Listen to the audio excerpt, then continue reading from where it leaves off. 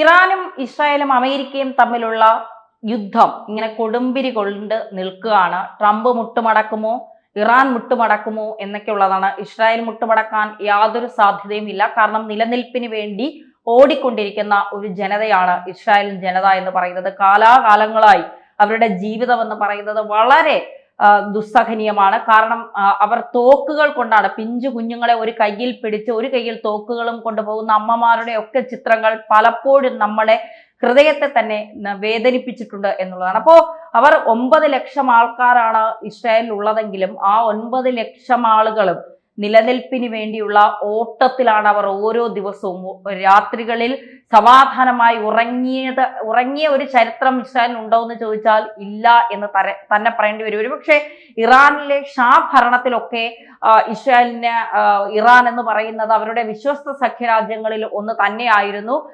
ഇറാനും ഇസ്രായേലും തമ്മിൽ ഒരു പ്രശ്നവും ഇല്ലായിരുന്നു. പക്ഷേ ഇസ്ലാമിക വിപ്ലവം അല്ലെങ്കിൽ ആയത്തുൽ ഖമനേയി അതിന്റെ കുറച്ചുകൂടി മൂത്ത തീവ്ര ഇസ്ലാമിക നേതാവായ ഖുമനേയി വന്നതിന് ശേഷം വല്ലാതെ ഇസ്രായേൽ ഇറാൻ ഇസ്രായേലിനെ തകർക്കുന്ന തരത്തിലേക്ക് മാറി. പിന്നീട് ഖമനേയിയുടെ വരവിൽ ഇറാൻ ഇസ്രായേലിനെ ഒരു ശത്രു രാജ്യമായി കണ്ടു. ജൂതപ്പട ലോകത്ത് തന്നെ വേണ്ട എന്നവര് തീരുമാനിച്ചു. അങ്ങനെ വല്ലാത്തൊരു ബുദ്ധിമുട്ടിലേക്കാണ് ഇസ്രായേലിൽ അവർ കൊണ്ടെത്തിച്ചത്. ഇപ്പോൾ ഇറാൻ ഇത് അനുഭവിക്കുന്നുണ്ട് എങ്കിൽ അത് ഇറാൻ വരുത്തി വെച്ച വിനയാണ് എന്ന് പറയാതിരിക്കാൻ കഴിയില്ല.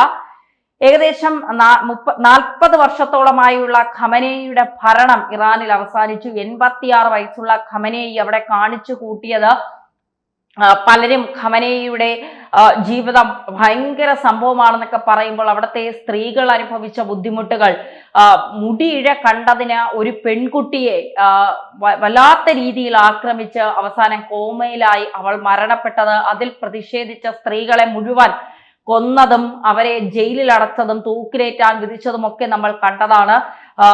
തൂക്കിലേറ്റിയ കന്യകമാരെ അവർ സ്വർഗത്തിലേക്ക് പോകും കന്യകമാരായാൽ, അതുകൊണ്ട് അവരെ കന്യകമാരല്ലാതെ അവിടത്തെ തടവുകാരെ കൊണ്ട് വിവാഹം കഴിപ്പിച്ച് അല്ലെങ്കിൽ അവിടത്തെ ഉദ്യോഗസ്ഥരെ കൊണ്ട് വിവാഹം കഴിപ്പിച്ച് അതിനുശേഷം അവരെ വളരെ അതിക്രൂരമായി അവരെ ബലാത്സംഗം ചെയ്തതിന് ശേഷം അവരെ തൂക്കിലേറ്റുന്നു. അങ്ങനെയാകുമ്പോൾ അവർ നരകത്തിലേക്ക് പോകും എന്നുള്ളതാണ് ഖമനേയിയുടെ അല്ലെങ്കിൽ അവിടത്തെ ഭരണകൂടത്തിന്റെ വാദം എന്ന് പറയുന്നത്. പിന്നെ കൊച്ചുകുട്ടികളായാലും അവർ അബോർഷൻ ചെയ്യാൻ പാടില്ല. ഏത് തരത്തിലുള്ള ബുദ്ധിമുട്ടുകൾ അനുഭവിച്ചാലും അവർ അബോർഷൻ ചെയ്യാൻ പാടില്ല. ശൈശവ വിവാഹം, പെൺകുട്ടികളെ ഏത് തരത്തിൽ വേണമെങ്കിലും ഉപയോഗിക്കാം, ഉപദ്രവിക്കാം, അത് ചോദിക്കാനും പറയാനും ആരുമില്ല. സ്ത്രീ എന്ന് പറയുന്നത് ഒരു ഉപഭോഗ വസ്തു മാത്രമാണ് എന്നൊക്കെയാണ് ഇറാൻ ഭരണകൂടം ഇങ്ങനെ കണ്ടുകൊണ്ടിരുന്നത്. അവരുടെ സ്ത്രീകളെയും ജീവിക്കാൻ അനുവദിക്കില്ല, അവരുടെ ജനത്തെയും ജീവിക്കാൻ അനുവദിക്കില്ല. പക്ഷേ അത് മാത്രമല്ല, ഇസ്രായേലിന്റെയും ജനതയും അവർ ജീവിക്കാൻ അനുവദിക്കില്ല. നമുക്കറിയാം 2003 ഒക്ടോബർ 7-ാം തീയതി ഹിസ്ബുള്ള എന്ന് പറയുന്ന ഭീകരവാദികൾ ഇസ്രായേലിലെ ഒരു സംഗീത പരിപാടിക്കിടെ കയറി ചെന്നതും 1500 ആളുകളെ അതിക്രൂരമായി വധിച്ചതും ഏകദേശം 250ഓളം കുട്ടികൾ ഉൾപ്പെടെയുള്ള പിഞ്ചു കുഞ്ഞുങ്ങൾ ഉൾപ്പെടെയുള്ളവരെ തടവിലാക്കിയതും ഒക്കെ നമ്മൾ കണ്ടതാണ്. പിന്നീട് ആ കുഞ്ഞുങ്ങളെ കറിവച്ചു കൊടുക്കുന്ന, അവരെ ആഹാരമാക്കുന്ന ഒരു രീതിയിലേക്ക്, അത്ര വലിയ ക്രൂരതയിലേക്കാണ് ഇറാൻ പോയത്. കാരണം ഈ പ്രോക്സികളെയൊക്കെ വളർത്തുന്നത്, അവർക്ക് ഫണ്ട് ചെയ്യുന്നത് ഇറാനാണ്.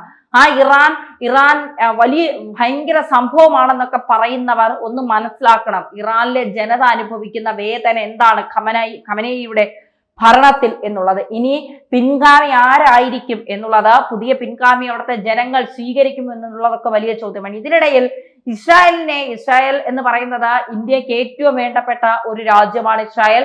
അതുപോലെ തന്നെയാണ് ഇസ്രായേലിന് ഇന്ത്യ എന്ന് പറയുന്നത് മാതൃരാജ്യവും ഇസ്രായേൽ എന്ന് പറയുന്നത് പിതൃരാജ്യവും പോലെ കണക്കാക്കുന്ന ഒരു ജനതയാണ് അവിടെ ഉള്ളവർ. അവരുടെ 5ാം ക്ലാസ്സിലെ പാഠപുസ്തകത്തിലടക്കം ഇന്ത്യയെക്കുറിച്ച് പ്രതിപാദിക്കുന്നുണ്ട്. ഇതൊക്കെ നമ്മൾ പലപ്പോഴും പറഞ്ഞു പോയ കാര്യങ്ങളാണ്. അമേരിക്ക ഇതിനിടയിലേക്ക് വന്ന് കയറി അമേരിക്ക കാട്ടിക്കൂട്ടുന്നത് അമേരിക്കയുടെ സ്വാർത്ഥ താല്പര്യങ്ങൾ മാത്രമാണെന്ന് പറയാതിരിക്കാൻ കഴിയില്ല. അതായത് ഇസ്ലാമിക രാജ്യമായ ഇറാനിൽ അവർ അണുവായുധം നിർമ്മിച്ചാൽ അത് ലോകത്തിന് തന്നെ ഉണ്ടാകുന്ന ഭവിഷ്യത്തുകൾ എന്താണെന്ന് നന്നായിട്ട് അറിയാം. അത് ഇസ്രായേലിന് ഉണ്ടാക്കാൻ പോകുന്ന ഭവിഷ്യത്ത് എന്താണെന്ന് മറ്റാർക്കും അറിയില്ല എങ്കിലും ഇസ്രായേലിന് നന്നായിട്ട് അറിയാം. അതില്ലാതാക്കാനുള്ള എല്ലാ ചർച്ചകളും പരാജയപ്പെട്ടതിന് ശേഷമാണ് ഇസ്രായേൽ ആക്രമണത്തിന് തുനിഞ്ഞിറങ്ങിയത്. തീർച്ചയായിട്ടും 60% യുറേനിയം സമ്പുഷ്ടീകരണം ഇറാനിൽ ഉണ്ടായിക്കഴിഞ്ഞു. ഇനിയും അത് 100%ത്തിലേക്ക് കടന്നാൽ ഇറാൻ എന്താണ് ചെയ്യാൻ പോകുന്നതെന്ന് എല്ലാവർക്കും അറിയാവുന്ന കാര്യമാണ്. ഹിരോഷിമ നാഗസാക്കി ഒന്നും നമ്മൾ മറന്നിട്ടില്ല. പക്ഷേ ഇവിടെ ട്രംപ് നമ്മൾ റഷ്യയിൽ നിന്ന് എണ്ണ വാങ്ങുമ്പോൾ റഷ്യയിൽ നിന്ന് എണ്ണ വാങ്ങരുത്, നിങ്ങൾ അങ്ങനെയാണെങ്കിൽ നിങ്ങളുടെ തീരുവ നമ്മൾ കൂട്ടുമെന്നൊക്കെ പറഞ്ഞുകൊണ്ട് 50% വരെ നമുക്ക് തീരുവ, പിന്നീട് അത് 500%-ത്തിലൊക്കെ കൊണ്ടെത്തിക്കുമെന്നൊക്കെ വീമ്പിളക്കിയ ട്രംപ് അപ്പോഴും ഇന്ത്യ മുട്ടുമടക്കിയിട്ടില്ല. ഇപ്പോഴും ഇവിടെ കുറെ ആളുകൾ കിടന്ന് കുരയ്ക്കുന്നുണ്ട്. ഖമനയുടെ മരണത്തിൽ ഇന്ത്യ അപലപിച്ചില്ല, അല്ലെങ്കിൽ ഇന്ത്യ അതിന് ഒരു രീതിയിലുള്ള അഭിപ്രായം പറഞ്ഞില്ല, ഇന്ത്യയുടെ നിലപാട് ഇന്ത്യ വ്യക്തമാക്കിയില്ല എന്നൊക്കെ പറഞ്ഞുകൊണ്ട് പ്രതിപക്ഷമടക്കം സോണിയാഗാന്ധിയൊക്കെ വെറുതെ ഇരുന്ന് എന്തൊക്കെയോ എഴുതി തള്ളി വിടുന്നുണ്ട്.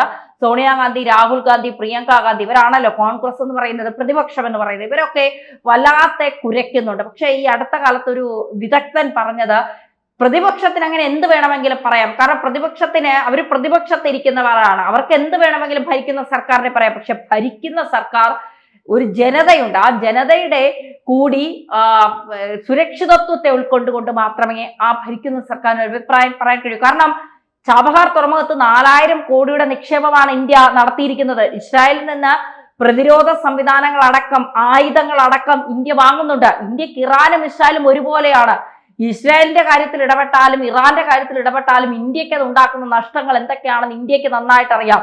രണ്ട് രാജ്യങ്ങൾ തമ്മിൽ യുദ്ധം വയ്ക്കുന്നതിന് ഇന്ത്യ എന്ത് ചെയ്യാനാണ് എന്നുള്ള ഒരു ചോദ്യം കൂടെയുണ്ട്. സമാധാനമാണ് ഇന്ത്യയുടെ ഏറ്റവും പ്രധാനപ്പെട്ട ഒരു അജണ്ട എന്ന് പറയുന്നത്. യുക്രൈനും റഷ്യയും തമ്മിൽ യുദ്ധമുണ്ടായപ്പോഴും ഇന്ത്യ ഇത് തന്നെയാണ് ആവർത്തിച്ച് പറഞ്ഞത്. എന്തായാലും മിഡിൽ ഈസ്റ്റിൽ കിടക്കുന്ന നമ്മുടെ മലയാളികളായ ആളുകൾക്ക് അല്ലെങ്കിൽ ഇന്ത്യക്കാർക്കൊക്കെ വല്ലാത്ത ആശങ്കയും സമ്മർദ്ദവും പ്രതിസന്ധിയും ഒക്കെ ഉണ്ട്. അതില്ലാതാക്കണമെങ്കിൽ ഈ അമേരിക്കയുടെ സൈനിക താവളങ്ങളുള്ള മിഡിൽ ഈസ്റ്റിലേക്കുള്ള ഇറാന്റെ ഈ ഒരു നീക്കം അത് അവസാനിപ്പിക്കണം. അത് ഇനി ചർച്ചയിലൂടെയാണോ അല്ലാതെയാണോ എന്നുള്ളത് കണ്ടു തന്നെ അറിയണം. ഇവിടെ ട്രംപ് പറയുന്നത് ഇപ്പൊ കുറച്ച് പ്രതിസന്ധിയുണ്ട്, അതുകൊണ്ട് ഇന്ത്യ റഷ്യയിൽ നിന്ന് എണ്ണ വാങ്ങിക്കോ എന്നാണ് പറയുന്നത്. ട്രംപ് എന്തിനാണ് അങ്ങനെ പറയുന്നതെന്ന് മനസ്സിലാവുന്നില്ല. കാരണം ഇന്ത്യ ഓൾറെഡി റഷ്യയിൽ നിന്ന് എണ്ണ വാങ്ങുന്നുണ്ട്. റഷ്യയിൽ നിന്ന് വാങ്ങണ്ട, നിങ്ങൾക്ക് വെനിസ്വേലയിൽ നിന്ന് എണ്ണ തരാം എന്നാണ് ട്രംപ് പറഞ്ഞത്. വെനിസ്വേലയിൽ നിന്ന് എണ്ണ തരാൻ എന്ന് പറഞ്ഞ ട്രംപിന് ഇപ്പൊ അവിടെ നിന്ന് പോലും ഒന്നും ചെയ്യാൻ കഴിയാത്ത ഒരു അവസ്ഥയിലാണ് ട്രംപ് നിൽക്കുന്നത്. അപ്പോ ഇന്ത്യ ഫെബ്രുവരിയിലും റഷ്യയിൽ നിന്ന് എണ്ണ വാങ്ങുന്നുണ്ട്, മാർച്ചിലും റഷ്യയിൽ നിന്ന് എണ്ണ വാങ്ങുന്നുണ്ട്. ഇവിടെ രാഹുൽ ഗാന്ധിയും സോണിയാഗാന്ധിയും അല്ലെങ്കിൽ കോൺഗ്രസും ഒക്കെ പറയുന്നത് പിന്നെ ട്രംപ് പറഞ്ഞു ഇന്ത്യ റഷ്യയിൽ നിന്ന് എണ്ണ വാങ്ങുന്നില്ലെന്ന്. ട്രംപ് ആണ് ഇപ്പോഴും കുറെ ആൾക്കാർക്ക് ഇന്ത്യയുടെ ഭരണാധികാരി എന്ന് പറയുന്നത് ട്രംപാണ്. ട്രംപ് പറയുന്നതാണ് അവസാന വാക്ക്. ഇതൊന്നും ഇന്ത്യ അറിഞ്ഞിട്ടുമില്ല, ഇന്ത്യ കേട്ടിട്ടുമില്ല. ഇനി അറിഞ്ഞാലും കേട്ടാലും ഇന്ത്യ അതൊന്നും അംഗീകരിക്കാനും അതൊന്നും അനുസരിക്കാനും പോകുന്നില്ല. കാരണം നട്ടല് വളച്ചു നിൽക്കുന്ന ഒരു സർക്കാർ അല്ല. 70 വർഷം ഇന്ത്യ ഭരിച്ച അമേരിക്കയുടെ മുന്നിൽ നട്ടല് വളച്ച മുംബൈ ഭീകരാക്രമണ സമയത്ത് പോലും സൈനികർക്ക് കൃത്യമായി അമേരിക്ക പറഞ്ഞതുകൊണ്ട് പാകിസ്ഥാനെതിരെ ഒരു ചെറുവിരൽ പോലും അനക്കാത്ത ഒരു സൈനിക ശക്തിയോ ഒരു സർക്കാരോ അല്ല 2014 ശേഷം ഇന്ത്യ ഭരിക്കുന്നത്. ഇന്ത്യക്ക് ഇന്ത്യയുടേതായ കാഴ്ചപ്പാടുണ്ട്. ആ കാഴ്ചപ്പാടിൽ നിന്നുകൊണ്ട്, ആ നിലപാടിൽ നിന്നുകൊണ്ടാണ് ഇന്ത്യ സംസാരിക്കുന്നത്. അതുകൊണ്ട് തന്നെ ഇന്ത്യക്കറിയാം എന്താണ് ചെയ്യേണ്ടത് എന്നുള്ളത്. ഇന്ത്യ ഇപ്പോ ട്രംപിനോട് പറയുകയാണ്, പോയി പണി നോക്ക്. ട്രംപിന്റെ ഭാര്യ പോലും ട്രംപ് പറയുന്നത് കേൾക്കുന്നില്ല എന്നുള്ളതാണ് യാഥാർത്ഥ്യം. ഇന്ത്യ പറയുകയാണ്, നിങ്ങൾ പറഞ്ഞാലും പറഞ്ഞില്ലെങ്കിലും ഞങ്ങൾ റഷ്യയിൽ നിന്ന് തന്നെയാണ് എണ്ണ വാങ്ങുന്നത്. റഷ്യയും ഇന്ത്യയും തമ്മിൽ ഒരു പ്രശ്നവുമില്ല. ഇതിനിടയ്ക്ക് അത്തരം കുത്തിത്തിരിപ്പുകൾ ഉണ്ടാക്കാൻ ശ്രമിച്ചവർക്ക് നല്ല പണിയാണ് കിട്ടിയിരിക്കുന്നത്. കാരണം ഇന്ത്യ ഓൾറെഡി റഷ്യയിൽ നിന്നാണ് എണ്ണ വാങ്ങുന്നത്. അത് എല്ലാവരും അംഗീകരിച്ച ഒരു കാര്യം തന്നെയാണ്. അത് ചിലവർ ആളുകൾക്ക് മനസ്സിലായില്ല എന്നുള്ളതാണ് യാഥാർത്ഥ്യം. എന്തായാലും ട്രംപ് ഇറാന്റെ മുന്നിൽ ഇറാൻ ട്രംപിനെ തീർക്കുമോ ട്രംപ് ഇറാനെ തീർക്കുമോ എന്നുള്ളതൊന്നും അറിയില്ല. പക്ഷേ ഇറാന്റെ ഈ പോക്ക് നാശത്തിലേക്കാണെന്ന് പലരും പറയുമ്പോഴും ഇറാനെ തീർക്കാൻ ഇസ്രായേൽ തുനിഞ്ഞിറങ്ങിയാൽ അത് തീർന്നിരിക്കും. കാരണം നിലനിൽപ്പിന് വേണ്ടി, ജീവിക്കാൻ വേണ്ടി ഓടിക്കൊണ്ടിരിക്കുന്ന ഒരു ജനതയാണ് ഇസ്രായേൽ ഉള്ളത് എന്ന് ചിലർ മറക്കാതിരിക്കുന്നത് നല്ലതായി.